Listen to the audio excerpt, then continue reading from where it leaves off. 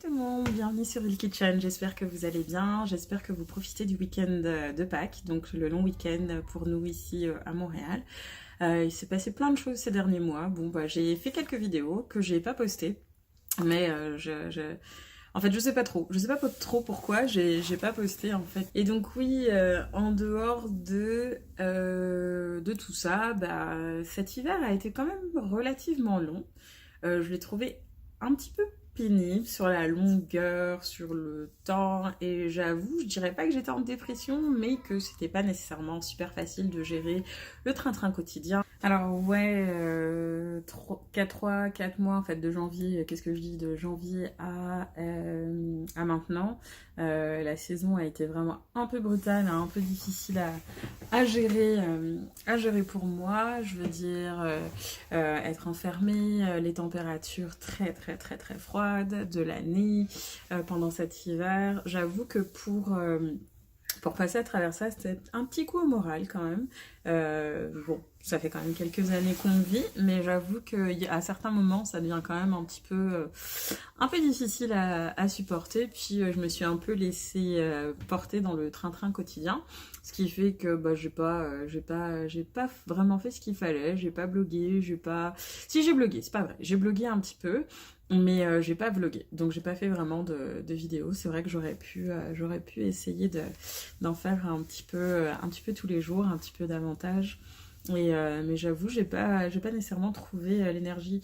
Alors je sais pas comment vous faites pour passer à travers l'hiver, mais si jamais vous avez des conseils à partager, n'hésitez pas dans les commentaires en dessous de la vidéo à me laisser des commentaires sur comment passer au travers de l'hiver sans se laisser déprimer par les températures assez fraîches, on va dire. Et à part ça, c'est tout. C'est ça que je voulais vous raconter un petit peu. C'est vrai que cette année, pas que c'est une année plus difficile que les autres, mais disons qu'on se laisse un petit peu plus aller au train-train quotidien, on est un petit peu plus casanier, en tout cas pour moi. Un peu plus casanière que d'habitude, peut-être submergée par le travail, par le stress de la gestion du quotidien, la vie de famille, etc. Donc j'avoue que pour cette année, j'ai un petit peu mal géré, je dirais, le tout, ce qui fait que ça crée des situations où on est un petit peu stressé. Malgré la reprise du sport, la reprise de tout un tas d'activités, histoire de décompresser un peu. Peut-être que ça voudrait dire aussi que je devrais prendre des vacances. Mais ultimement, j'avoue que c'est vrai que ces dernières semaines n'étaient pas... Ouais, ces derniers mois, pas génial. Pas génial, génial. On fait au mieux.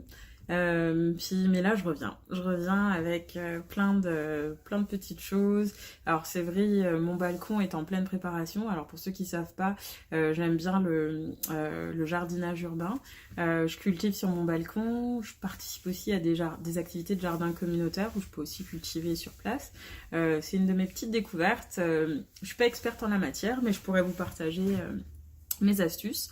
En l'occurrence, comme je vous l'ai montré, sur Instagram, je commence à cultiver des champignons. Puis, je suis en train de préparer mes semis. Mes semis en fait un peu en petits pots dans une grosse barquette de plastique. Je vous montrerai ça en photo. Et puis... donc je plante un peu de tout. Qu'est-ce que je plante? Je plante un peu de tout, des carottes, des navets, des radis, ce genre de choses ce qui est relativement facile à faire pousser sur des balcons. Des herbes bien sûr, basilic, thym, sauge, c'est vraiment facile à faire pousser sur un balcon. Et je tente l'expérience pour des choses un petit peu plus compliquées. Alors c'est ma deuxième expérience pour le melon. J'ai réussi l'année dernière à faire pousser du melon. Et puis on va voir ce que ça donne cette année, si je me les fais pas piquer par les écureuils avant ça. Mais je tente de nouveaux légumes, donc courgettes. Les courgettes, en théorie, ça prend beaucoup de place, mais l'année dernière, j'avais testé aussi des concombres, et puis ça avait pas mal marché. Donc je me dis pourquoi pas la courgette, peut-être que ça prend un tout petit peu plus de place que les concombres libanais, pour être précise. On va voir ce que ça donne. Et puis je vous mettrai tout ça en image et vous pourrez voir ce que ça donne au fur et à mesure. Bon, j'avoue, en termes de timing, si je devais vous conseiller quelque chose, ça aurait été de le faire, de commencer en fait vos semis fin février, début mars. Moi, je suis un petit peu en retard, mais bon. Je me dis que si je commence mes semis en intérieur, ça devrait, je serais capable de récolter quelques petites choses d'ici la fin de l'été, début automne. J'ai commencé aussi à cultiver à la verticale, donc je me suis acheté des sachets. Je vais vous montrer à quoi ça ressemble d'ailleurs. Donc alors j'ai acheté ça, ce genre de sac. Ça se trouve dans tous les jardins agricoles urbains. J'ai dit sachet, mais c'est un sac. C'est un sac en fait pour pouvoir épingler en fait les plants sur un mur. Donc il suffit juste d'avoir quelques clous, on les suspend, puis ensuite on met un petit peu de terre en fait dans la poche. Ensuite on peut mettre ses graines et puis laisser pousser en fait son jardin mural. Donc je vais essayer ça parce que mon balcon, c'est quand même un grand balcon, mais c'est pas non plus un balcon immense. Donc pour capitaliser un petit peu sur l'espace, je me suis dit que j'allais rajouter en fait ce type de sacs muraux. J'en ai pris 3 pour l'instant. On va voir comment ça se passe, puis éventuellement j'en rajouterai d'autres. Je pensais surtout faire pousser des petits fruits comme des fraises, peut-être des framboises, on va voir ce que ça donne. Et puis voilà, donc je suis assez excitée quand même de commencer ma séance de jardinage en passant pour le prix, il me semble qu'ils sont à entre 20 et 25$ plus taxes. On peut en trouver dans plusieurs magasins, puis je vous mettrai quelques adresses où vous pouvez les trouver. Pour les graines, moi j'aime bien les acheter bio, de préférence. Je suis mise à cultiver des champignons, je vais vous montrer ça dans un instant.